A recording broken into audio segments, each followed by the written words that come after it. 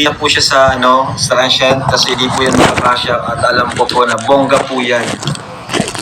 And ang gusto ko po talagang maghawak dyan ng event na yan, walang iba kundi po si Boss Alvin, no?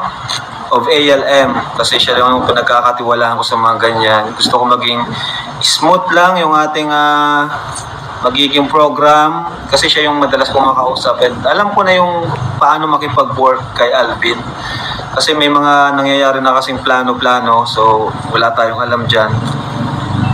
Kaya ayun po. So yun, ma-birthday po si Chris sa June 12, abangan. And so yun na nga, kasi nakapag-book na daw pala, Boss Alvin? Nakapag-book na daw ng venue, so dapat ipaalam muna po sa amin, yung kay Viancy. Kasi ang gusto ko dyan sana, yung sa Fatima sana tayo, kasi si Viancy yan, Etsy yan guys, 18th birthday ni Viancy.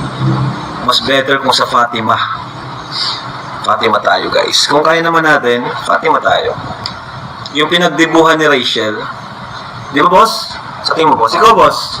Para sa'yo, saan maganda? Sa Fatima talaga maganda kasi... Tapos yun kasi gusto ko mag-drone shot doon eh. Ganda, tapos photoshoot tayo kay Viancy. Malawak talaga siya. Tsaka very interande yung...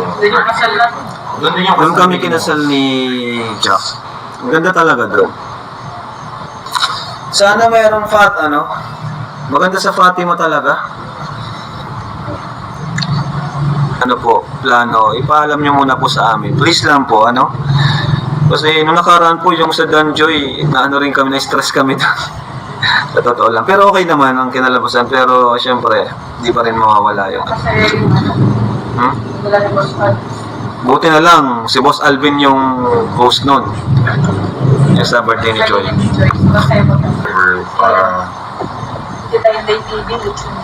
Ay wow!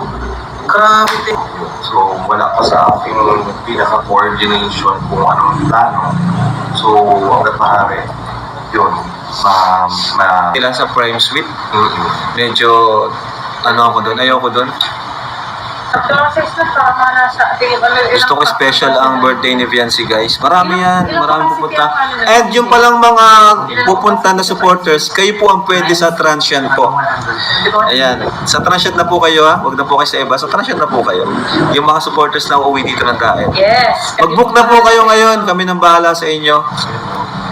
Mula po sa mga pupunta supporters, na kayo sa transient. Lalo na kung magkakakilala lang naman kayo. So mas maganda, malawak yun. Malawak naman po doon. Grabe, madaming OFW.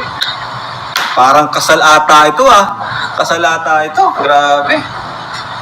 So dapat talaga lang. So dapat ayusin natin po kasi ngayon pa lang ayusin na po natin. Oy, si Papa Jom, shoutout sa ALM. Si Boss Alvin, kahit kayo na lang po mag-usap. Kayo na pong bahala.